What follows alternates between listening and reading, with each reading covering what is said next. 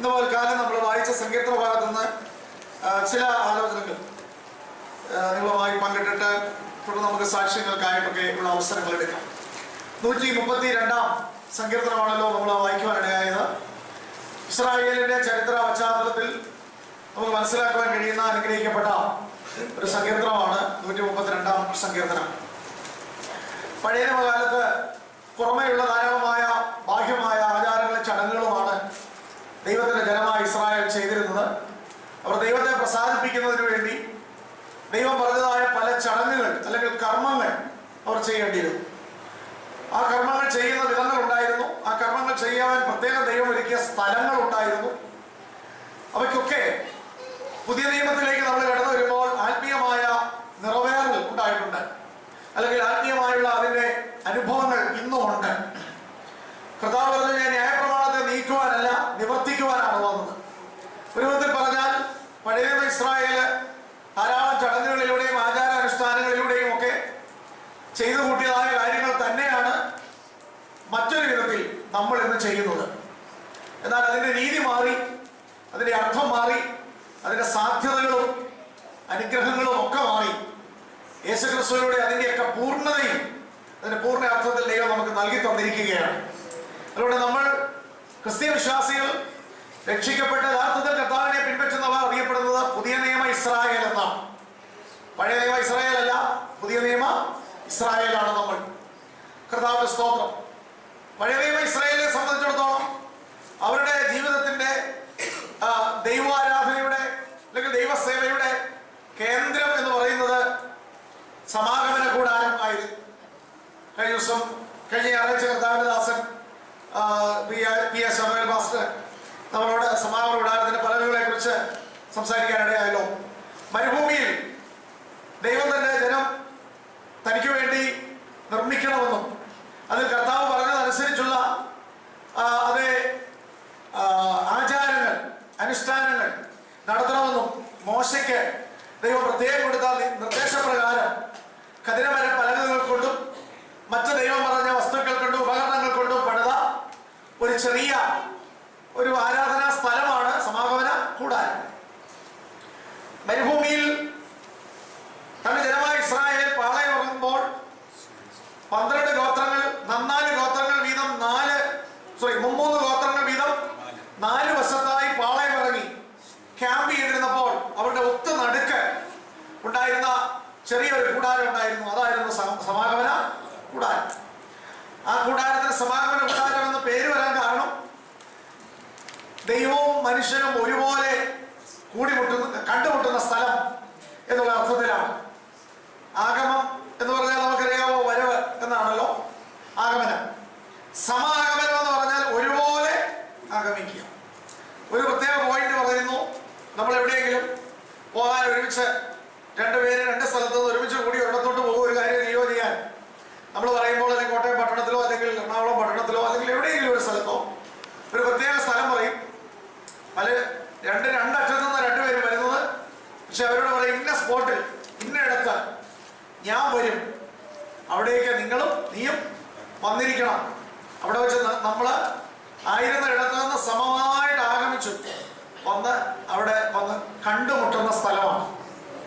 ഇതുപോലെ പിതാവായ ദൈവം സ്വർഗത്തിൽ നിന്ന് ഇറങ്ങി മനുഷ്യന്റെ ഇടയിലേക്ക് വരികയാണ്. ആ സമയത്ത് മനുഷ്യൻ ആ ദൈവത്തെ കാണാൻ അവനായിരിക്കുന്ന കൂടാരങ്ങൾ വിട്ട്, അവരായിരുന്ന ഇടങ്ങൾ വിട്ട് അവർ വളരെ ബന്ധപ്പെട്ട് യാത്ര ചെയ്ത് ഈ സമാഗമന കൂടാരത്തിലേക്ക് അവനും വരികയാണ്. അപ്പൊ അവിടെ വെച്ച് ആര് തമ്മിൽ കണ്ടുമുട്ടുകയാണ്? ദൈവവും മനുഷ്യനും തമ്മിൽ കണ്ടുമുട്ടുന്ന ആ സമാഗമന കൂടാരം. അത് ഒരു വ്യക്തിയുടെ ആത്മീയ ജീവിതത്തിന്റെ കേന്ദ്രമായിരുന്നു. ഇസ്രായേലിന്റെ ആത്മീയ ജീവിതത്തിന്റെ കേന്ദ്രമായിരുന്നു സമാഗമന കൂടാരം. ഈ സമാഗമന കൂടാരത്തിൽ തന്നെ ഏറ്റവും കേന്ദ്രമായിട്ടുള്ള ഒന്നുണ്ട്. സമാഗമന കൂടാരത്തിൽ 7 ഉപകരണങ്ങളുണ്ട്. 7 ഉപകരണങ്ങളിൽ ഏറ്റവും പ്രധാനമായിട്ടുള്ള ഉപകരണം എന്ന് പറയുന്നത് അതിവിശുദ്ധ സ്ഥലത്ത് വെച്ചിരിക്കുന്ന നിയമപ്പെട്ടകം എന്ന് പറയുന്ന ആ ഒരു പെട്ടിയാണ്. ആ പെട്ടിക്കകത്ത് അഹരോന്റെ തളർത്തവണി, അതുപോലെ തന്നെ ന്യായപ്രമാണത്തിന്റെ കൽപ്പലകകൾ, ദൈവം കൊടുത്ത 10 കൽപ്പലകകൾ, അതുപോലെ തന്നെ മന്ന ഇട്ട് വച്ചിരിക്കുന്ന പാത്രം, ഇത് അതിനകത്ത് നിക്ഷേപിച്ചിരിക്കണം എന്ന് പറഞ്ഞിരുന്നു. വളരെ ആഴമായ ഒത്തിരി ആത്മീയ അർത്ഥങ്ങളും സന്ദേശങ്ങളും അതിൽ നമുക്ക് ഉൾക്കൊള്ളാൻ കഴിയും. ഈ പെട്ടി അതിൽ തന്നെ അതിന് അടപ്പുള്ളതല്ല, അത് തുറന്ന ഒരു പെട്ടിയാണ്. പഴയ കാലത്തൊക്കെ വീടുകളിൽ ഉണ്ടായിരുന്ന പത്താഴം പോലെ. പക്ഷെ അതിന്റെ മുകളിൽ അടപ്പ് ഇല്ലാതെയാണ് ഈ പെട്ടി ഉണ്ടാക്കേണ്ടത്. എന്നാൽ ഈ പറയപ്പെട്ട വസ്തുക്കൾ അതിനകത്ത് വെച്ച ശേഷം അതിന്റെ മുകളിൽ സ്വർണം കൊണ്ടുള്ള ഒരു പലകയുണ്ട്, അടപ്പ്. ആ അടപ്പ് വളരെ അലങ്കരിച്ച് മനോഹരമായി ഉണ്ടാക്കേണ്ടതാണ്. പൊന്നുകൊണ്ട് മാത്രമുള്ള അടപ്പാണ്. ആ അടപ്പിനോട് ചേർന്ന് അതിന്റെ മുകളിൽ ചിത്രപ്പണിയായി കൊത്തുപണിയായി 2 കെരൂബുകൾ ചിറക് വിടർത്തി മുഖത്തോട് മുഖം ഇങ്ങനെ നോക്കിയിരിക്കുകയാണ്. ആ അടപ്പിന്റെ മുകളിൽ ഉണ്ടാക്കി വെച്ചിരിക്കുന്നത്.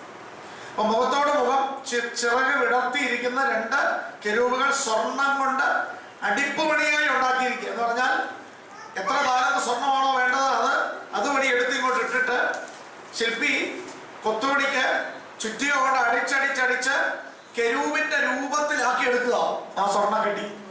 അങ്ങനെയാണ് ആ കെരൂബുകളെ ഉണ്ടാക്കിയിരിക്കുന്നത്. ആ കെരൂബുകൾ ഇതിന്റെ മുകളിൽ മുഖത്തോട് മുഖം നോക്കി ഇരിക്കുകയാണ്.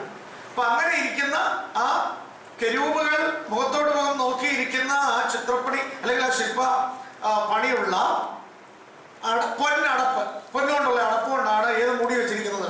ഈ നിയമപ്പെട്ടത് മൂടി വെച്ചിരിക്കുന്നത്. ഒരു കാരണവശാലും ആർക്കും അതിനകത്തേക്ക് നോക്കാൻ പാടില്ല. അതിനകത്തേക്ക് നോക്കുന്നവൻ തൽക്ഷണം ചത്തു വീടുമായിരുന്നു.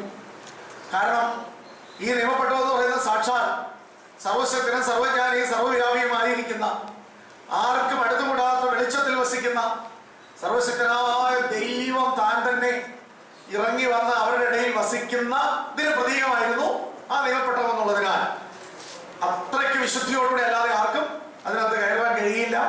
കയറിയാൽ തന്നെ പെട്ടി ഒന്ന് പൊക്കി നോക്കാവുന്ന വെക്കാൻ പറ്റില്ല. ആ പെട്ടി പൊക്കി നോക്കാതെ പെട്ടി ഉള്ളത് മനുഷ്യന്റെ പരിമിതിക്കും അശുദ്ധിക്കും മുമ്പിൽ, ഈ പെട്ടിക്ക് മുമ്പിൽ അല്ലെങ്കിൽ പെട്ടകത്തിന് മുമ്പിൽ വന്ന് നിൽക്കാൻ യോഗ്യത ഇല്ലാത്തൊരു മനുഷ്യനെ ഈ പെട്ടിയുടെ അടുക്കലേക്ക് അടുപ്പിക്കുന്നത് അതിന്റെ മുകളിൽ വെച്ചിരിക്കുന്നതായ അടപ്പാണ്. ആ അടപ്പിന്റെ പേര് കൃപാസനം എന്നാണ്. കൃപാസനം അത് സർവശക്തനും വിശുദ്ധനുമായ ദൈവത്തിന്റെ അടുക്കലേക്ക് ഒരു മനുഷ്യൻ അടുക്കണമെങ്കിൽ അതിന്റെ ഇടയ്ക്ക് ഒരു കൃപയുടെ അടപ്പുണ്ടെങ്കിലേ പറ്റത്തുള്ളൂ. ഒരു ദൈവ കൃപയാൽ പൊതിയപ്പെട്ടിരിക്കുന്ന ഒരു അനുഭവത്തിൽ മാത്രമേ നമുക്ക് വിശുദ്ധനായ ദൈവത്തിലേക്ക് അടുക്കുവാൻ കഴിയുള്ളൂ. കർത്താവായ യേശു ക്രിസ്തു മുഖാന്തരം നമുക്ക് ദൈവം നൽകി തന്നത് ആ കൃപയാണ്. ആ കൃപയാണ് ഇന്ന് നമ്മളെ ദൈവത്തിലേക്ക് അടുപ്പിക്കുന്നത്. ദൈവത്തിന് സ്തോത്രം. ആ കൃപാസനത്തിലേക്ക് നമ്മൾ അടുത്തു എന്ന് പറഞ്ഞാൽ ആ കൃപാസനം ഒരു അടപ്പ് മാത്രമാണ്. ആ അടപ്പ് കൊണ്ട് മൂടപ്പെട്ടിരിക്കുന്ന പെട്ടകത്തിലേക്കാണ് നമ്മൾ അടുത്തിരിക്കുന്നത്. ആ പെട്ടകം ദൈവത്തെയാണ് കാണിക്കുന്നത്. ദൈവത്തിന് സ്തോത്രം. ചുരുക്കമായി പറഞ്ഞാൽ ഈ പെട്ടകം എന്ന് പറയുന്നത് ഇസ്രായേലിനെ സംബന്ധിച്ചിടത്തോളം അവരുടെ ജീവിതത്തിൽ ഏറ്റവും അവർ അഭിമാനം കൊണ്ടതും ആശ്രയിച്ചിരുന്നതുമായ ഉപകരണമാണ്. ഈ പെട്ടകം അവരുടെ യുദ്ധങ്ങൾ നടക്കുമ്പോൾ പ്രത്യേകം നിയോഗിക്കപ്പെട്ട ശുദ്ധീകരിക്കപ്പെട്ട പുരോഹിതന്മാർ ഇത് ചുമന്നുകൊണ്ട് വരുമായിരുന്നു. ഇതിൽ ആർക്കും തൊടുവാൻ കഴിയുമായിരുന്നില്ല. മറിച്ച് ഈ പെട്ടകത്തിന്റെ ഇതൊരു പെട്ടിയായിട്ട് തന്നെ കാണുക. ഈ പെട്ടകത്തിന്റെ 2 വശങ്ങളിലും വളയങ്ങളുണ്ട്, വളയങ്ങൾ ഉണ്ടാക്കിയിട്ടുണ്ട്. ആ വളയങ്ങളിലേക്ക് നീണ്ട അതായത് നീണ്ട ദണ്ടുകൾ, ആ ദണ്ടുകൾ അതിനിടയ്ക്കേക്ക് കയറ്റും 2 വശത്തും. എന്നിട്ട് മുൻപിലോട്ട് നീണ്ടു നിൽക്കുന്ന ദണ്ടിന്റെ ഭാഗവും പുറകോട്ട് നീണ്ടു നിൽക്കുന്ന ദണ്ടിന്റെ ഭാഗവും പുരോഹിതന്മാർ അവരുടെ തോളുകളിൽ ചെലുത്തും. എന്നിട്ട് ആ തോളുകളിൽ വെച്ചുകൊണ്ടാണ് ഈ പെട്ടകവുമായിട്ട് അവര് യാത്ര ചെയ്യുന്നത്. ഇത് കയറി തൊടാൻ പോലും അവർക്ക് അവകാശം ഇല്ല. എന്നാൽ ആ നിലയിൽ ഈ പെട്ടകം അതിരിക്കുന്ന സമാപന കൂടാരത്തിൽ നിന്ന് വലിയ യുദ്ധം നടക്കുന്ന സമയത്ത് ശക്തരായ സൈന്യം അവർക്കെതിരെ, ഇസ്രായേലിനെതിരെ യുദ്ധത്തിന് നിൽക്കുമ്പോൾ ഇസ്രായേൽ സൈന്യത്തിന്റെ നടുവിലേക്ക് ഈ പെട്ടകവുമായിട്ട് അവർ വരാറുണ്ട്. ആ പെട്ടകം വന്നാൽ അവർക്ക് ഒരു കാര്യം ഉറപ്പാണ്, ജനത്തിന് മുഴുവനും ആത്മധൈര്യം വർദ്ധിക്കുക. കാരണം സാക്ഷാൽ സർവശക്തനായ യഹോവയായ ദൈവമാണ് ഞങ്ങളുടെ കൂടെ യുദ്ധം ചെയ്യുന്നത്. ആ ദൈവം ഞങ്ങളുടെ ഉണ്ട്. ആ ആത്മധൈര്യം അവർക്ക് കിട്ടിക്കഴിഞ്ഞാൽ മതി. അതന്നെയല്ല, ആ പെട്ടകത്തിലൂടെ ആശ്രയ നിമിത്തം ദൈവം ഏത് ശത്രുവിനെയാണ് മുമ്പിൽ ദുഃഖിച്ചു കളയും. അതുകൊണ്ട് ചുറ്റുപാടുമുള്ള ലോകം ഭയപ്പെട്ടിരുന്നു ഇസ്രായേലിന്റെ ഈ പെട്ടകം അല്ലെങ്കിൽ ഇസ്രായേലിന്റെ ദൈവത്തെ കുറിച്ച്. എന്നാൽ നമുക്കറിയാം, ശൗലിന്റെ കാലത്ത് ഫെലിസ്ത്യരുമായിട്ടുള്ള യുദ്ധത്തിൽ വെച്ച് വേണ്ടത്ര വിശുദ്ധിയില്ലാത്ത പുരോഹിതവർഗവും അന്ന് ഉണ്ടായിരുന്ന ആളുകളും ഒക്കെ ചേർന്ന് ഈ പെട്ടകവും എടുത്തുകൊണ്ട് യുദ്ധത്തിന് വന്നെങ്കിലും ഈ പെട്ടകം ഉണ്ടായിരുന്നു എന്നുള്ളത് അവർ സന്തോഷിക്കുകയും ആർപ്പിടുകയൊക്കെ ചെയ്തു. പക്ഷെ ഫെലിസ്ത്യർ അവരെ അമ്പെ തോൽപ്പിച്ചു. ഈ പെട്ടകവും ഫെലിസ്ത്യർ പിടിച്ചെടുത്തു കൊണ്ടുപോയി അവരുടെ ദാഗോൻ എന്ന ദേവന്റെ ക്ഷേത്രത്തിൽ വെച്ചു. പക്ഷേ ഇത് ജീവനുള്ള ദൈവത്തിന്റെ പെട്ടകമായതുകൊണ്ട്, യഹോവയായ ദൈവത്തിന്റെ ആ മഹത്വം അവൻ ആർക്കും വിട്ടുകൊടുക്കാത്തത് കൊണ്ട്, ഇസ്രായേലിന്റെ പാപവും യോഗ്യതയില്ലാതെയും നിമിത്തം അവർ തോറ്റെങ്കിലും ഈ പെട്ടകത്തിന്റെ ശക്തിക്ക് ഒരിക്കലും കുറവില്ല. ആ ദാഗോന്റെ ക്ഷേത്രത്തിൽ കൊണ്ട് വെച്ചതായ പെട്ടകം അവിടെ ഇരുന്നു നേരം വെളുത്ത് നോക്കുമ്പോൾ ഈ ദാഗോന്റെ വലിയ ബിംബം മറിഞ്ഞു വീണ് അതിന്റെ കൈയും തലയും ഒക്കെ വേർപെട്ട് അവിടെ കിടക്കുന്നു. ഇത് കണ്ട് ഭയപ്പെട്ടവർ തന്നെയുമല്ല, ഇതേ തുടർന്ന് ചില വ്യാധികളാലും രോഗങ്ങളാലും ആ ദേശം ബാധിക്കപ്പെടുകയും ചെയ്തുകൊണ്ട് അത് മടക്കി തിരിച്ചയച്ചു കളയാൻ ആര് തീരുമാനിച്ചു? ഫെലിസ്ത്യർ തീരുമാനിച്ചു. അങ്ങനെ അവരത് തിരിച്ചയച്ചെങ്കിലും തിരിച്ചയക്കുന്ന അതിന്റെ വ്യവസ്ഥയൊന്നും ആർക്കറിയത്തില്ല, ഫെലിസ്ത്യർക്ക് അറിയത്തില്ല. എങ്കിലും അവർക്ക് കിട്ടിയ ഒരു വെളിപ്പാടനുസരിച്ച് അവരതിനെ തിരിച്ചയച്ചു. അത് വന്ന വഴിയിൽ അത് തിരിച്ചു ഓടി വന്ന് ഇസ്രായേലിൽ കയറി, അല്ലെങ്കിൽ പാലസ്തീൻ നാട്ടിൽ വന്ന് കയറി. അത് ഒരു പ്രത്യേക സ്ഥലത്ത് വന്നപ്പോൾ ഇസ്രായേലിൽപ്പെട്ട അത് കണ്ടവർ ചെന്ന് അതിനെ എടുത്ത് പ്രത്യേകമായ സ്ഥലത്ത് അതിനുവേണ്ടി സ്ഥലമൊരുക്കി അത് വെച്ചതായി. അങ്ങനെ വെച്ചെടുത്ത് നിന്ന് വീണ്ടും അതിനെ എടുത്തുകൊണ്ട് വരുവാൻ വേണ്ടി ദാവീദ് രാജാവായി കഴിഞ്ഞപ്പോൾ, ശൗല് മരിച്ചു, ശൗലിന്റെ കാലത്താണ് പെട്ടെന്ന് പിടിക്കപ്പെട്ടുകൊണ്ട് പോയത്. ദാവീദ് രാജാവായി കഴിഞ്ഞപ്പോൾ ദാവീദ് അത് എന്ത് ചെയ്യുകയാണ്? മടക്കി കൊണ്ടുവരികയാണ്. അങ്ങനെ ദാവീദ് മടക്കിക്കൊണ്ടിരുന്നതായ ആ കാര്യം നമുക്ക് 2 ശമൂവേൽ പെട്ടെന്ന് ആ ഭാഗം നോക്കുമ്പോൾ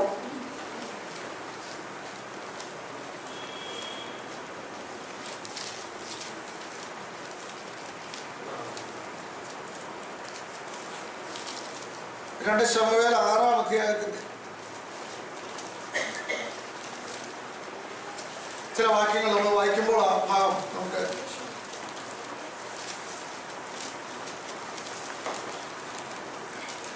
ശമൂവേൽ 6-ാം അധ്യായത്തിന്റെ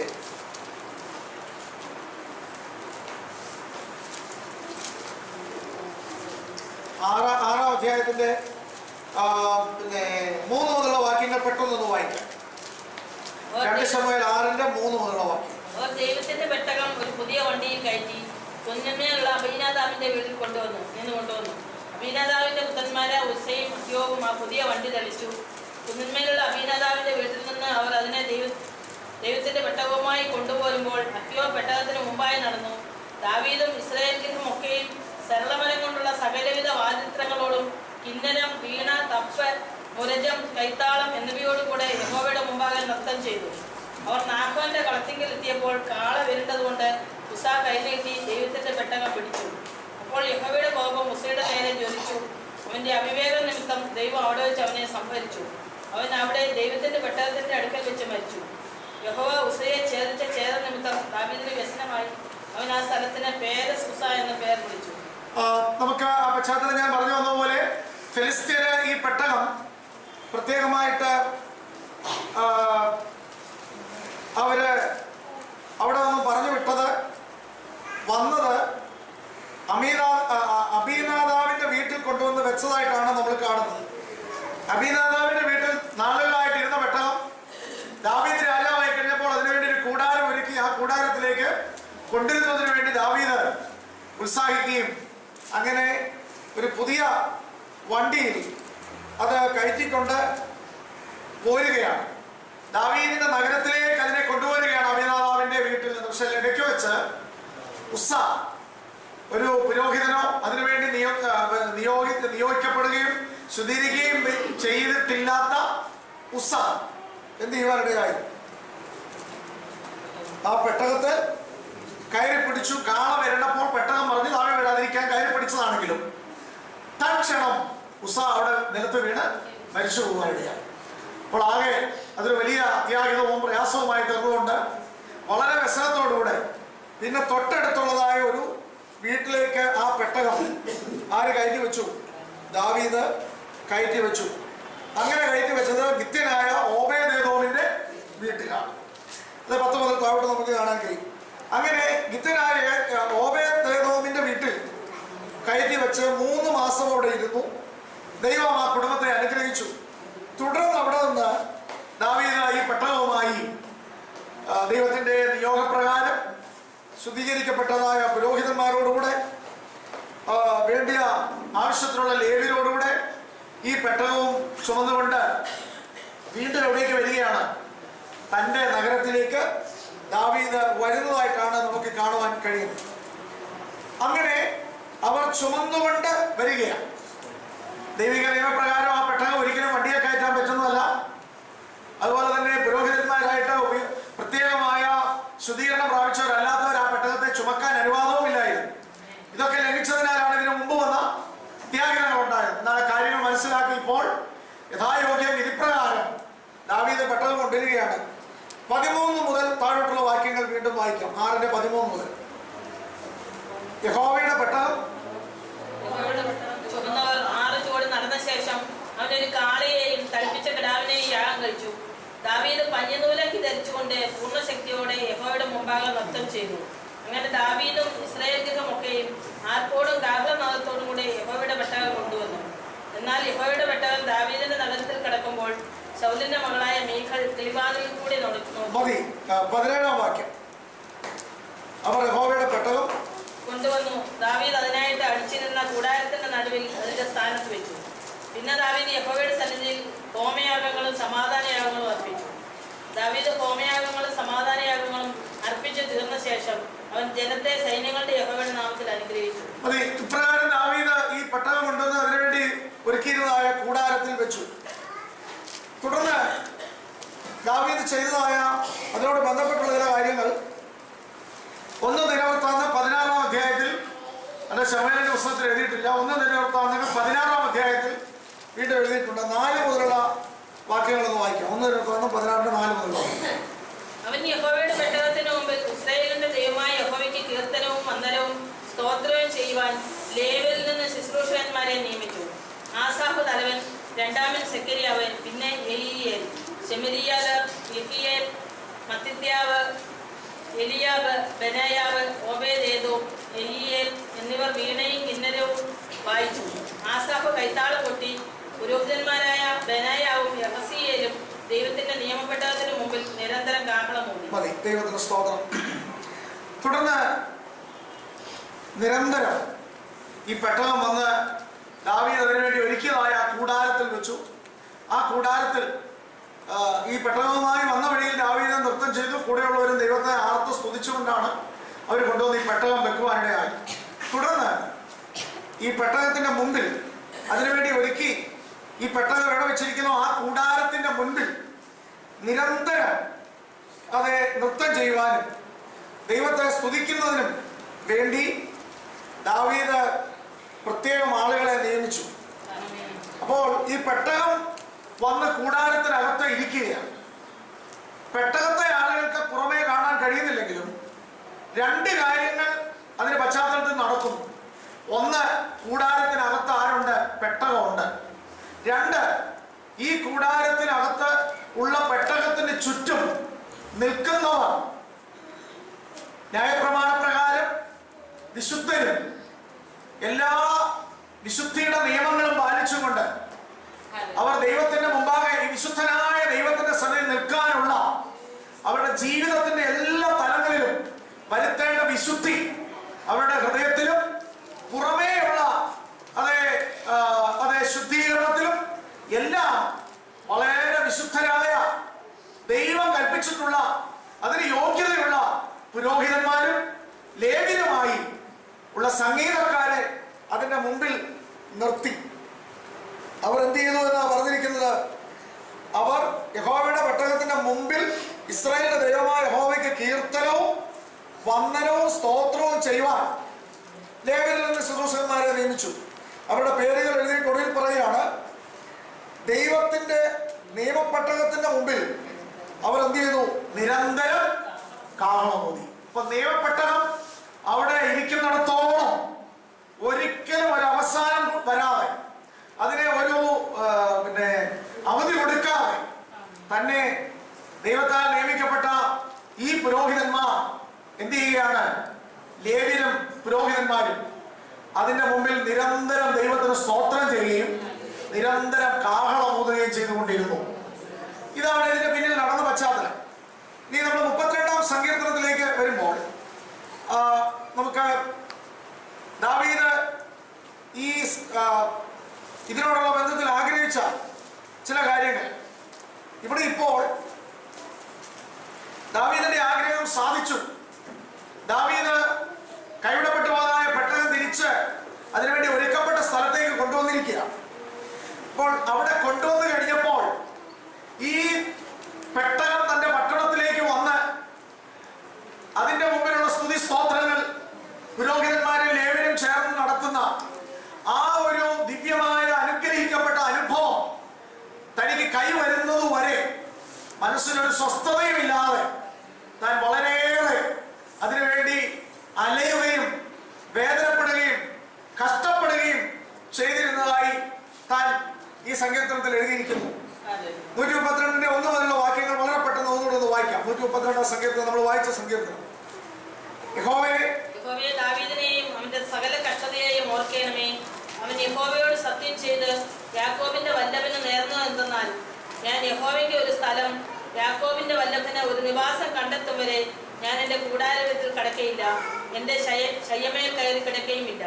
ഞാൻ എന്റെ കണ്ണിന് ഉറക്കവും എന്റെ കൺപോളയ്ക്ക് മയക്കവും കൊടുക്കയില്ല. മതി. ഇവിടെ ദാവീദ് പറയുകയാണ്, യഹോവേ, ദാവീദിനെയും അവന്റെ കഷ്ടതയെയും ഓർക്കണമേ. അവൻ യഹോവയോട് സത്യം ചെയ്തു, യാക്കോബിന്റെ വല്ലഭന് നേർന്നു. ആ കാര്യമാണ് വായിച്ചത്. എന്താണ്? ഞാൻ യഹോവയ്ക്ക് ഒരു സ്ഥലം, യാക്കോബിന്റെ വല്ലഭന് ഒരു നിവാസം കണ്ടെത്തും വരെ ഞാൻ എന്റെ കൂടാര വീട്ടിൽ കിടക്കുകയില്ല, എന്റെ ശയ്യമേൽ കയറി കിടക്കുകയുമില്ല. ഞാൻ എന്റെ കണ്ണിന് ഉറക്കവും എന്റെ കൺപോളയ്ക്ക് മയക്കവും കൊടുക്കുകയില്ല. കാരണം എന്താണ്? ഈ പെട്ടകം ഇരിപ്പുണ്ട്, അബീനാദാബിന്റെ വീട്ടിൽ ഈ പെട്ടകം ഇരിപ്പുണ്ട് എന്ന് ദാവീദിന് അറിവ് കിട്ടി. അന്ന് മുതൽ അവന്റെ ആഗ്രഹം എങ്ങനെയെങ്കിലും നഷ്ടപ്പെട്ടു പോയ ഇസ്രായേലിൽ നിന്ന് മഹത്വം പോയ ആ പെട്ടകം പോകുവാനിടയായതിലൂടെ അതാണ് സംഭവിച്ചത്. എന്നാൽ ആ മഹത്വം തിരികെ കൊണ്ടുവരണം. അത് സാക്ഷാൽ ദൈവത്തിന്റെ സാന്നിധ്യം തന്നെയാണ്. ആ സർവശക്തനായ ദൈവത്തിന്റെ സാന്നിധ്യം ഇല്ലാത്തിടത്തോളം എനിക്കിവിടെ എന്തെല്ലാം സുഖങ്ങളുണ്ടെങ്കിലും, ഇവിടെ എന്തെല്ലാം എനിക്ക് അത് ലൗകികമായിട്ട് ആനന്ദിക്കുവാനുള്ളത് എനിക്ക് രാജാവെന്ന നിലയിൽ ഈ കൊട്ടാരത്തിലുണ്ടെങ്കിലും ഞാൻ അതൊന്നും തന്നെ അനുഭവിക്കുവാൻ ആഗ്രഹിക്കുന്നില്ല. പൂർണ്ണമായി എന്റെ ദൈവം എന്റെ അതേ കൂടാരത്തിൽ അല്ലെങ്കിൽ എന്റെ പട്ടണത്തിൽ വരുവാനിടയായി തീരണം. അവന്റെ സാന്നിധ്യം എനിക്ക് അനുഭവിക്കാൻ ഇടയായി തീരണം. എന്റെ ദൈവവുമായുള്ള ആ സാന്നിധ്യത്തെക്കാൾ, എന്റെ ദൈവം എന്നോടുകൂടെ വന്ന് വസിക്കുന്നു എന്നുള്ള ഉറപ്പിനേക്കാൾ മറ്റെന്തൊക്കെ എനിക്കുണ്ടെങ്കിലും എനിക്ക് അതിനകത്ത് യാതൊരു സംതൃപ്തിയുമില്ല. ഈ ഒരു അവസ്ഥയിലൂടെയാണ് ദാവീദ് ഈ പെട്ടകം തിരികെ വരുന്നത് വരെ കടന്നുപോയത്. ഇവിടെ ഇതിന്റെ ആദ്യ വാക്യത്തിൽ പറയുന്നു, ദൈവമേ, ദാവീദിനെയും അവന്റെ സകല കഷ്ടതയെയും ഓർക്കണമേ. ഇവിടെ പറയുന്ന കഷ്ടത എന്ന് പറയുന്നത് സത്യത്തിൽ എന്താണ്? ഇവിടെ പറയുന്ന കഷ്ടത പരമാർത്ഥ ഹൃദയത്തോടെ കർത്താവിനെ സേവിക്കുന്ന നമുക്കൊക്കെ തന്നെ കഷ്ടതകൾ ഉണ്ടാവും. ഇല്ലെങ്കിൽ തന്നെ ഈ ദുഷ്ടലോകത്തിലെ ശാപഭൂമിയിലും ജീവിക്കുന്നതിനാൽ എല്ലാവർക്കും കഷ്ടത ഉണ്ടാവും. നമ്മുടെ ശരീരം രൂപാന്തരപ്പെടുന്നതുവരെയും ഈ ഭൂമി വീണ്ടെടുക്കപ്പെടുന്നതുവരെയും ഈ ലോകത്തിൽ നാച്ചുറലായിട്ട് എല്ലാവർക്കും എന്തുണ്ട്? കഷ്ടതയുണ്ട്. എന്നാൽ അങ്ങനെയുള്ള ഒരു കഷ്ടതയല്ല ഈ ലോകത്തിലെ രോഗം വരുന്നതോ ആരെങ്കിലും ഉപദ്രവിക്കുന്നതോ കർത്താവിനെ സേവിക്കാൻ നിൽക്കുന്നതിനാൽ മറ്റുള്ളവർ പരിഹസിക്കുന്നതോ ന്യായമായ അവകാശങ്ങൾ ത്യജിക്കുന്നതോ നമ്മെ പലപ്പോഴും അപമാനിക്കുന്നതോ ഒക്കെ ആയിട്ടുള്ളതൊക്കെ കഷ്ടതകളാണ്, ഉപദ്രവിക്കുന്ന കഷ്ടതകളാണ്. എന്നാൽ ഇവിടെ പറയുന്നത് അതല്ല. അതുപോലെ തന്നെ എത്ര പരമാർത്ഥത്തോടെ നമ്മൾ കർത്താവിനെ സേവിച്ചാലും രോഗം വരും, പലവിധത്തിലുള്ള പ്രയാസങ്ങൾ വരും. ഒരുപക്ഷെ അവൻ നമ്മളെ പരീക്ഷിക്കേണ്ടതിന് ചില പരീക്ഷകൾ രോഗങ്ങളായോ മറ്റു പ്രതിസന്ധികളായോ അയക്കും. അതും മറ്റൊരു തരത്തിലുള്ള കഷ്ടതകളാണ്.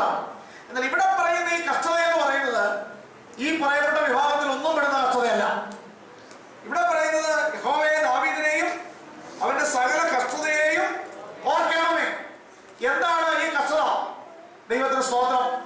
താൻ ആഗ്രഹിക്കുന്നത് പോലെയുള്ള ഒരാത്മീയ അനുഭവം പ്രാപിക്കുന്നത് വരെ, അതെ, താൻ ആഗ്രഹിക്കുന്ന പോലുള്ള ദൈവ സാന്നിധ്യം അനുഭവിക്കുന്നത് വരെ ദൈവത്തിന്റെ പെട്ടകം അത് തന്റെ നഗരത്തിലേക്ക് കൊണ്ടുവന്ന് അതിനുവേണ്ടി പ്രത്യേകമായുള്ള കൂടാരത്തിൽ അതിനെ കൊണ്ടുവന്ന് വെക്കുന്നത് വരെ താൻ ദൈവസന്നിധിയിൽ എടുത്തിരിക്കുന്ന ഒരു നേർച്ച നിമിത്തം താൻ കടന്നു പോകുന്ന ജീവിത അവസ്ഥകളാണ് ഇവിടെ പറയുന്ന കഷ്ടം. അതെന്താണ്? യാക്കോബിന്റെ വല്ലഭനെ ഞാൻ നേർന്നു, ഞാൻ എന്റെ കൂടാര വീട്ടിൽ കിടക്കയില്ല, എന്റെ ശയ്യമേ കയറി കിടക്കയുമില്ല. സത്യത്തിൽ കൂടാര വീട്ടിൽ കിടക്കയില്ല എന്ന് പറയുമ്പോൾ തന്നെ താൻ പാർത്തിരുന്ന ഒരു കൂടാരത്തിലാണെന്നുള്ള ഒരു അർത്ഥത്തിലല്ല. ദാവീദ് പാർത്തിരുന്നത് ദേവദാരു കൊണ്ടുള്ള അരമനയിലായിരുന്നു. പക്ഷെ ആ ദേവദാരു കൊണ്ടുള്ള അരമനയിൽ ആരും കയറിയില്ല, ദാവീദ് കയറിയില്ല. കൂടാര വീടെന്ന് അതിനെ പറയുന്നതിൽ നിന്ന് നമുക്ക് മനസ്സിലാക്കാൻ കഴിയുന്ന മറ്റൊരർത്ഥം, ഒരു ദേവദാരു കൊണ്ടുള്ള ഒരു വീടാണെങ്കിൽ പോലും ദാവീദ് അതിനെ കണക്കാക്കിയത് എന്തായിട്ട് മാത്രമാണ്? ഒരു കൂടാരം പോലെ മാത്രമേ അതിനെ കണക്കാക്കിയുള്ളൂ. ഒരു രാജാവ് എന്നുള്ളതിൽ തനിക്ക് ദേവദാരു കൊണ്ടുള്ള പട്ടണമാണെന്ന് ഇതിന് മുമ്പുള്ള ഭാഗങ്ങളിൽ ദാവീദിന്റെ ചരിത്രം പഠിക്കുമ്പോൾ നമുക്ക് വായിക്കാൻ കഴിയും. അല്ലാതെ നമ്മൾ ചിന്തിക്കുന്നത് ഞങ്ങളുടെ ടെന്റ് അടിച്ച് കിടക്കുന്ന ഒരു വീടൊന്നും അല്ലായിരുന്നു ദാവീദിന്റെ. ആ ടെന്റിനകത്ത് കയറിയില്ല എന്ന് പറയുന്ന പോലെയാണ് നമ്മൾ ചിന്തിക്കുന്നത്. എന്നാൽ അതല്ല, താൻ ദേവദാരു കൊണ്ട് കൊടുത്തിരുന്ന പട്ടണം അല്ല കൊട്ടാരമാണ്. ആ കൊട്ടാരത്തെ താൻ ഏതായിട്ടേ കണ്ടുള്ളൂ, അതിനെ ഒരു കൂടാരമായിട്ടേ താൻ കണ്ടുള്ളൂ, അതിനെ വലിയ കൂടി ഒന്നായിട്ട് കണ്ടില്ല. കൂടാരത്തിന്റെ പ്രത്യേകത എന്താണ്? അതൊരിക്കലും ശാശ്വതമല്ല, അത് എന്നത്തേക്കുമായിട്ട് അടിസ്ഥാനമിട്ട് ഇവിടെ ഒരിക്കലും എനിക്ക് നഷ്ടപ്പെടുകയില്ല എന്ന് പറഞ്ഞുകൊണ്ട് കെട്ടിപ്പിടിച്ചുകൊണ്ട് എന്ന് ഇരിക്കാൻ കഴിയുന്ന ഒന്നല്ല കൂടാരം. അതെപ്പോ വേണമെങ്കിലും മാറിപ്പോകാവുന്നതാണ്, എപ്പോ വേണമെങ്കിൽ അതിനെ വിട്ട് നമ്മളും മാറിപ്പോകാവുന്നതാണ്. അതുകൊണ്ട് ഈ ലോകത്തിൽ ദാവീദിന് ഒരു ദേവദാരു കൊണ്ടുള്ള അരമനയാണ് ഉണ്ടായിരുന്നെങ്കിൽ പോലും അതിനെ താൻ ഏതുപോലെ മാത്രമേ കണ്ടുള്ളൂ. അതിനെ ഓർത്ത് താൻ പ്രശംസിച്ചില്ല, അതിന്റെ മഹാത്മ്യത്തെ കുറിച്ച് താൻ ആരോട് വിശേഷം പറഞ്ഞില്ല, അതൊന്നും വന്ന് കാണാൻ ആരെയും താൻ വിളിച്ചില്ല. മറിച്ച് അതിനെ കുറിച്ച് താൻ ചിന്തിച്ചത് മുഴുവൻ ഏതുപോലെ മാത്രമേ ഉള്ളൂ. വെളിയിൽ വഴിപോക്കനായി വീടോ കൂടോ ഇല്ലാതെ ടെന്റ് അടിച്ച് കിടക്കുന്ന ആളുകൾ കിടക്കുന്ന ഒരു കൂടാരം പോലെ മാത്രമേ ഉള്ളൂ ദേവദാരു കൊണ്ടുള്ള ഈ അരമനയും എന്നുള്ള നിലയിൽ ഈ ലോകത്തിലെ സുഖങ്ങളെയോ സൗകര്യങ്ങളെയോ ഉയർച്ചകളെയോ വെറും ചവറായിട്ടും വില കുറഞ്ഞ ഒന്നായിട്ടും മാത്രം കാണത്തക്ക ഒരനുഭവമാണ് അന്ന് ദാവീദിന് ഉണ്ടായിരുന്നത്. എങ്കിലും ദാവീദിന്റെ തീരുമാനം എന്താണ്? എന്റെ ദൈവത്തിന് ഒരു കൂടാരം പണിയുന്നത് വരെ, എന്റെ ദൈവം അതെ ആ പെട്ടകവുമായി, അവന്റെ ബലത്തിന്റെ പെട്ടകവുമായി അവൻ അതേ സ്തോത്രം ഈ എന്റെ പട്ടണത്തിലേക്ക് എഴുന്നള്ളി വരുന്നത് വരെ ഞാൻ വെളിയിൽ എന്റെ ദേവദാരു കൊണ്ടുള്ള അരമനയുള്ള ആ അരമനയിലെ ഒരു സൗകര്യവും സുഖവും അനുഭവിച്ചുകൊണ്ട് ഞാൻ അതിനകത്ത് കയറി കിടക്കയില്ല. ഒരുപക്ഷെ എല്ലാ ബുദ്ധിമുട്ടുകളും സഹിച്ചുകൊണ്ട്, മഞ്ഞും വെയിലും സഹിച്ചുകൊണ്ട് ഒരു രാജാവ് അതേ പലകയിലോ അതേ പരിവരുത്തതായ ഒരു സ്ഥലത്തോ ഒരുപക്ഷെ താൻ കിടന്ന് അവൻ കഷ്ടപ്പെടുകയാണ്. ഈ കഷ്ടത എന്ന് പറയുന്നത് വന്നു ഭവിച്ച ഒരു കഷ്ടതയല്ല, മറിച്ച് താൻ ഏറ്റെടുത്ത ഒരു കഷ്ടതയാണ്. എന്തിനു വേണ്ടി കഷ്ടത സഹിക്കാൻ തയ്യാറായി? എന്റെ കർത്താവ് ആഗ്രഹിക്കുന്ന പൂർണ്ണ അളവിൽ ഞാൻ ആകേണ്ടതിന്, എന്റെ കർത്താവിന്റെ സാന്നിധ്യം പൂർണ്ണമായി ഞാൻ അനുഭവിക്കേണ്ടതിന്, അവൻ എന്നെ കുറിച്ച് ആഗ്രഹിക്കുന്ന അവസ്ഥയിലേക്ക് ഞാൻ മടങ്ങി വരേണ്ടതിന്, അതെ എന്റെ ജീവിതത്തിൽ ഞാൻ അതെ എന്റെ താൽക്കാലിക സുഖങ്ങൾ ഉപേക്ഷിച്ചുകൊണ്ട് ഞാൻ കഷ്ടത അനുഭവിക്കാൻ തയ്യാറായി. ഞാൻ എന്റെ കൂടാര വീട്ടിൽ കിടക്കയിൽ എന്റെ ശരീരമായി കയറി കിടക്കുകയുമില്ല, ഞാൻ എന്റെ കണ്ണിന് ഉറക്കവും എന്റെ കൺപോളയ്ക്ക് മയക്കവും കൊടുക്കുകയില്ല. ദൈവത്തിന് സ്തോത്രം ചെയ്യുന്നു. പ്രിയമുള്ളവരെ, പുതിയ നിയമ മക്കളായിരിക്കുന്ന നമ്മെ സംബന്ധിച്ചിടത്തോളം ഇവിടെ അങ്ങനെ നമുക്ക് മനസ്സിലാക്കാൻ കഴിയുന്ന ഒട്ടേറെ സന്ദേശങ്ങൾ ഇതിനകത്തുണ്ട്. ഒന്നാമതായി ദാവീദ് അങ്ങനെ ആ വലിയ തീരുമാനത്തോടെ വളരെ കഷ്ടപ്പെട്ട്, ഇപ്പൊ ദാവീദിന്റെ കഷ്ടപ്പാടുകൾ എന്തിനു വേണ്ടിയുള്ള കഷ്ടപ്പാടായിരുന്നു? ഈ പെട്ടകം മടക്കി കൊണ്ടുവന്ന് അതിനുവേണ്ടി ഒരു കൂടാരം അടിച്ച് ആ കൂടാരത്തിനകത്ത് പെട്ടകം കയറി ഇരിക്കുവാൻ ഇടയാവേണ്ടതിന് വേണ്ടിയുള്ള ഒരു കഷ്ടപ്പാടായിരുന്നു. ഈ കൂടാരത്തിനകത്ത് ഈ പെട്ടകം വെച്ചാൽ ഉള്ള സാധ്യതകൾ എന്താണ്? ദൈവം തന്റെ രാജ്യത്തിൽ വസിക്കുന്ന അനുഭവം ഉണ്ടാവുന്നു. തന്നെയുമല്ല, അവൻ ശക്തനായതുകൊണ്ട്, സർവശക്തനായതുകൊണ്ട് സകല ശത്രുക്കളുടെ മേലും ദാവീദിനോട് കൂടെ ഇരുന്ന് ജയം കൊടുക്കുവാൻ ആ ദൈവം കൂടെ ഉണ്ടെന്നുള്ള വലിയ ഉറപ്പ് തനിക്കുണ്ട്. തന്നെയുമല്ല, ഈ പെട്ടകം വന്നിരിക്കുന്നതിനാൽ സംഭവിക്കേണ്ട ഒരു കാര്യം എന്താണ്? നിരന്തരമായി ഈ പെട്ടകത്തിന്റെ മുമ്പിൽ നിന്ന് സ്തുതിയും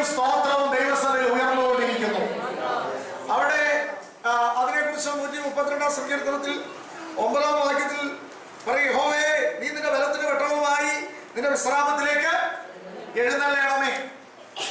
സമാഗമന കൂടാരം ഉണ്ടാക്കിയ സമയത്ത് ആ സമാഗമന കൂടാരത്തിനകത്തേക്ക് പെട്ടകം വെച്ചു.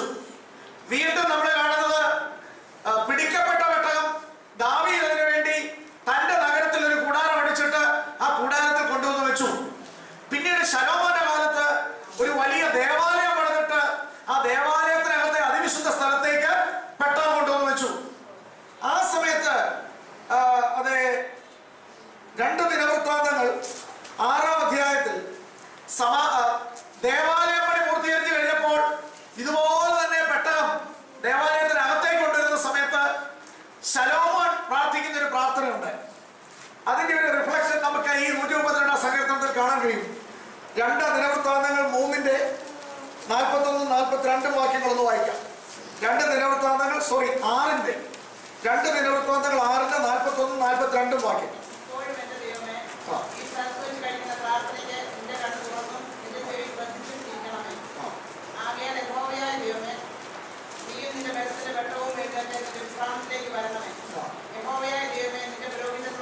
രക്ഷാവസ്ത്രം ധരിക്കുകയും നിന്റെ ഭക്തന്മാർ നന്മയിൽ സന്തോഷിക്കുകയും ചെയ്യുമാറാകട്ടെ. യഹോവയായ ദൈവമേ, നിന്റെ അഭിഷിക്തന്റെ മുഖം ത്യജിച്ച് കളയരുതേ. നിന്റെ ദാസനായ ദാവീദിനോടുള്ള കൃപകളെ ഓർക്കണമേ. ഇത് തന്നെയാണ് 132-ാം സങ്കീർത്തനത്തിൽ വീണ്ടും നമ്മൾ കാണുന്നത്.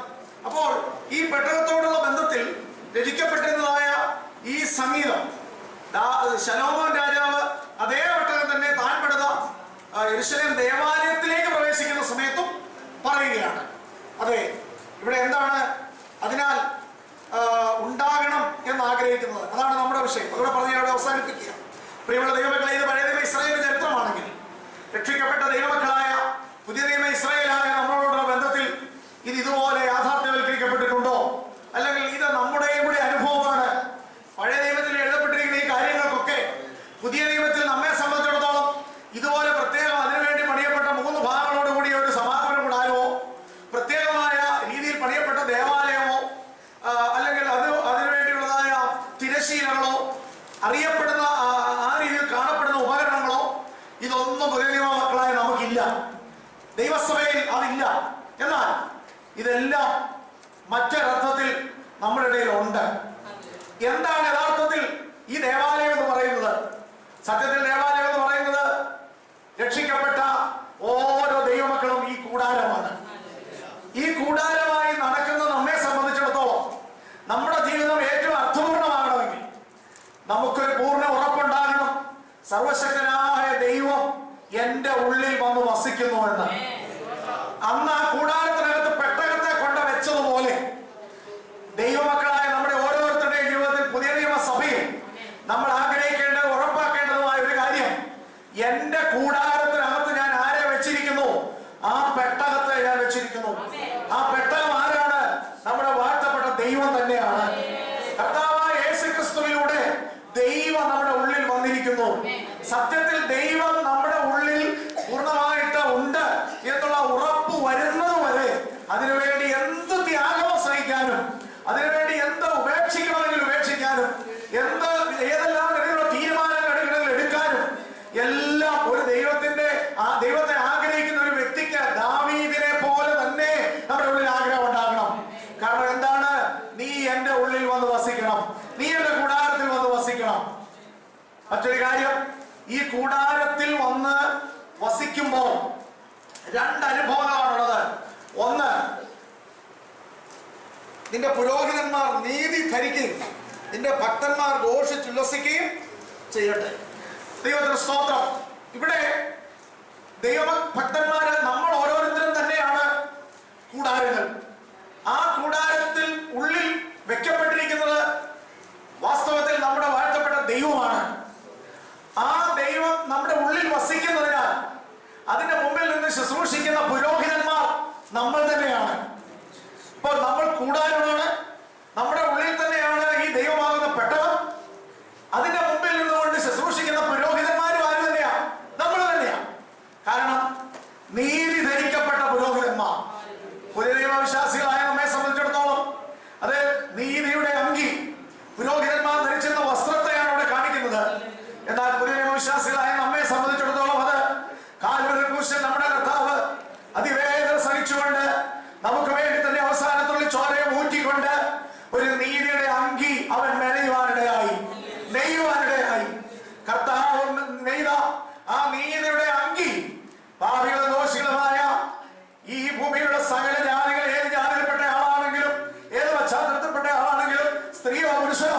എന്ന് വ്യത്യാസമില്ലാതെ യേശുക്രിസ്തുവിൽ വിശ്വസിച്ച് മാനസാന്തരപ്പെട്ട പുതിയ ജീവിതത്തിനായി കർത്താവിനെ ഉള്ളിലേക്ക് സ്വീകരിച്ചിരിക്കുന്ന എല്ലാവരെയും സ്വർഗം കാണുന്നത് നീതി ധരിച്ച പുരോഹിതന്മാരായിട്ടാണ്.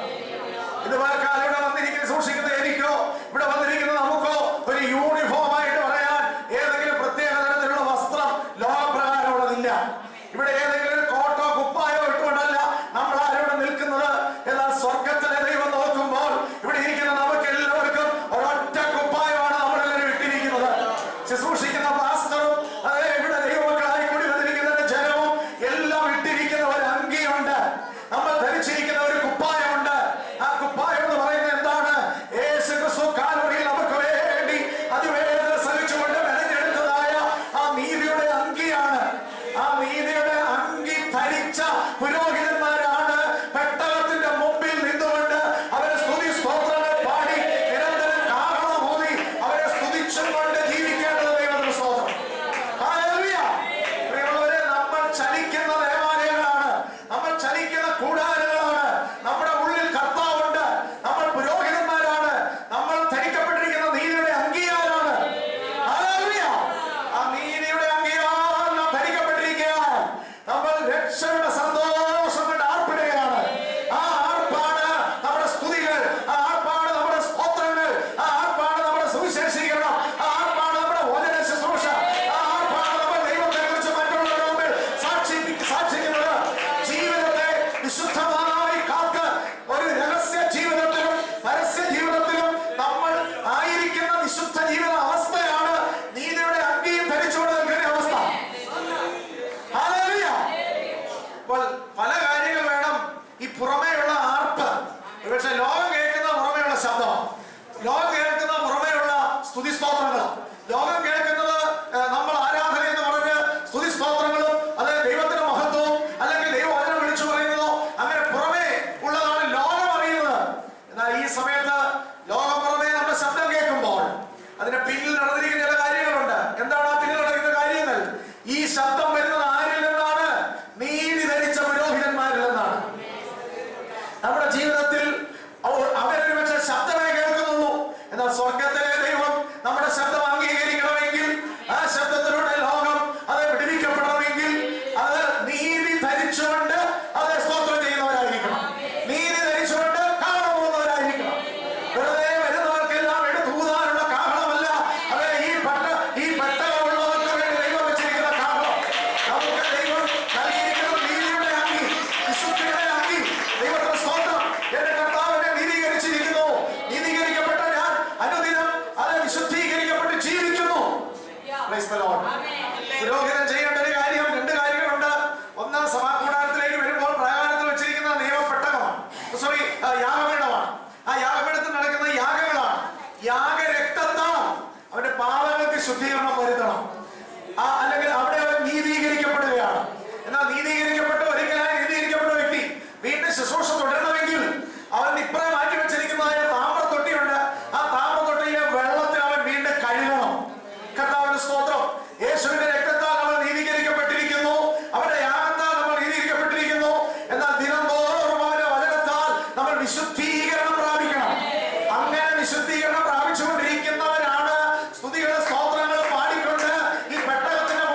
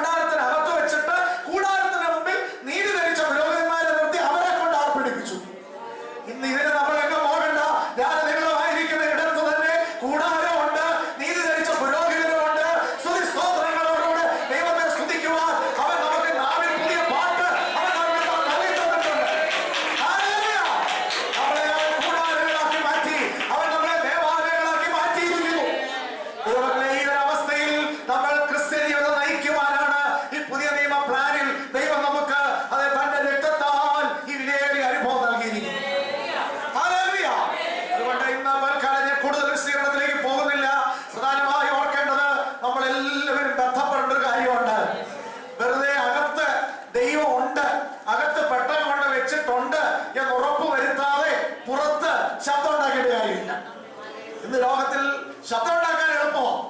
ദാവീദിനെ വേണമെങ്കിൽ പണ്ടും എന്നാ ചെയ്യാമായിരുന്നു? ഈ ലേവ്യരുണ്ട്, ഈ പുരോഹിതന്മാരുണ്ട്, സംഗീതക്കാരുണ്ട്, ഇവർക്കൊക്കെ എന്തുണ്ടായിരുന്നു? സംഗീത ഉപകരണങ്ങളുണ്ട്, കാഹളങ്ങളുണ്ട്, എല്ലാം ഉണ്ട്, മിടുക്കരായ സംഗീതക്കാരുണ്ട്. എന്നാൽ ഇവരെയൊക്കെ കൂടെ ഇത് കൂടാരമാണെന്ന് പറഞ്ഞൊരു കൂടാരം ഉണ്ടാക്കി വെച്ച് അത് നിരസേനയിട്ട് മൂടിയിട്ട് അതിന്റെ മുമ്പിൽ നിർത്തിക്കൊണ്ട് എന്ത് ചെയ്യാമായിരുന്നു? നിരന്തരം കാള ഊതിക്കാമായിരുന്നു. പക്ഷെ ദാവീദ് അത് ചെയ്തില്ല. ദാവീദിന്റെ കൂടാരത്തിന്റെ മുമ്പിൽ കാഹളമൂത്ത് തുടങ്ങിയത് എപ്പോൾ മുതൽ മാത്രമാ? വളരെ ബന്ധപ്പെട്ട് ഇരുന്ന ഇടത്ത് നിന്ന് തന്റെ കൂടാര വീട്ടിൽ പോലും കയറി കിടക്കാതെ കഷ്ടം അനുഭവിച്ചു, വേദന അനുഭവിച്ചു, വളരെ ത്യാഗം സഹിച്ചു. താൻ ആയിരുന്ന ഇടത്ത് നിന്ന് ഏതിനെ കൊണ്ടുവന്നു? പെട്ടകത്തെ കൊണ്ടുവന്ന് കൂടാരത്തിനകത്ത് വെച്ചു എന്ന് ഉറപ്പാക്കിയ ശേഷമാണ് അതിന് മുമ്പിൽ സ്തുതി സ്തോത്രങ്ങൾ വരുവാനുള്ളത്. ഇതുപോലെ നമ്മുടെ ജീവിതത്തിൽ നമ്മൾ ദൈവത്തെ സ്തുതിക്കുമ്പോൾ, അവരെ സ്തോത്രം പറയുമ്പോൾ, അവരെ ആരാധിക്കുമ്പോൾ, അവരെ മഹത്വം കരയറ്റുമ്പോൾ, കാഹളം ഊതുമ്പോൾ ഒരു കാര്യം ഉറപ്പാക്കിയിരിക്കണം. അത് രണ്ട് കാര്യം ഉറപ്പാക്കിയിരിക്കണം. ഒന്ന്, ഈ കൂടാരത്തിനകത്ത് പെട്ടകം ഇരിപ്പുണ്ട്. രണ്ട്, നീതി ധരിച്ചവരാണ് നമ്മൾ വിശുദ്ധരാണ്, അവരുടെ രക്തത്താൽ നീതീകരിക്കപ്പെട്ടവരാണ്. ഈ ഉറപ്പുണ്ടെങ്കിൽ ഉറക്ക സ്തോത്രം ചെയ്തു, ഉറക്ക ദൈവത്തെ മഹത്വപ്പെടുത്തിക്കോ, കാഹളം നീട്ടി ഊതിക്കോ, സുവിശേഷ കാഹളം മുഴക്കിക്കോ, മറ്റുള്ളവരുടെ വളരെ പ്രാഗൽഭ്യത്തോടെ കർത്താവിനെ കുറിച്ച് പറഞ്ഞോ, എത്ര ഉച്ചത്തിൽ വേണമെങ്കിലും ദൈവത്തെ മഹത്വപ്പെടുത്തിക്കോ. അത് നിൽക്കാതെ നിരന്തരമായി ചെയ്തു. പക്ഷെ ഒരു കാര്യം ഉറപ്പുണ്ടായിരിക്കണം, അകത്ത് പെട്ടകമുണ്ടായിരിക്കും. അകത്ത് പെട്ടകമില്ലാത്ത വെറും വച്ച സ്വർഗം സ്വീകരിക്കത്തില്ല. സ്വർഗം സ്വീകരിക്കുന്നത് അകത്ത് പെട്ടകം ഇരിക്കുമ്പോൾ പുറത്ത് നടക്കുന്ന ആരാധന. ആ ഒരു അവസ്ഥയിലേക്ക് നമ്മൾ മടങ്ങി വരണം. ശബ്ദമാർക്കും ഉണ്ടാക്കാം, അതെ, ഒച്ചയാർക്കും ഉണ്ടാക്കാം. എന്നാൽ അകത്ത് പെട്ടകം ഇരിക്കണമെങ്കിൽ ചില ബന്ധമാണ്. നീതിയുള്ള അതെ വസ്ത്രം ധരിച്ചുകൊണ്ട് നിൽക്കണമെങ്കിൽ അതിനൊരു ഒരുക്കം ഉണ്ടായിരിക്കണം. ദൈവമക്കളെ, അങ്ങനെയുള്ള ഒരു അവസ്ഥയിലേക്ക് അവർ നമ്മളെ കൊണ്ടുവന്നിരിക്കുന്നവർ നമുക്ക് നന്ദിയോടെ സ്തോത്രം ചെയ്യാം. അങ്ങനെയെങ്കിൽ ഈ പെട്ടകത്തിന്റെ മുമ്പിൽ ആർപ്പിടുമ്പോൾ യോർദാൻ മാറിപ്പോകാനിടയായിത്തീരും. ഈ പെട്ടകം ഉള്ളിടത്ത് ആർപ്പിടുമ്പോൾ ശത്രു 4 വഴിക്ക് ഓടിപ്പോകാനിടയായിത്തീരും. നമ്മുടെ ജീവിതത്തിൽ അനുഗ്രഹങ്ങളെ കൃപകളോടുകൂടെ മുൻപോട്ട് പോകണമെങ്കിൽ ഒന്നാമത് ഒരു വിശുദ്ധ ജീവിതം നയിച്ചുകൊണ്ട് സമർപ്പണത്തോടുകൂടെ ഹൃദയത്തിൽ ക്രിസ്തു വസിക്കുവാനിടയാകട്ടെ. തുടർന്ന് കാഹളമൂതി നമുക്ക് മുൻപോട്ട് പോകാം. അതിനായി ദൈവമായ കർത്താവ് നമ്മെ സഹായിക്കട്ടെ. നമുക്ക് ചേർന്ന് കർത്താവിനെ ഒന്നുകൂടെ ശക്തിയോടെ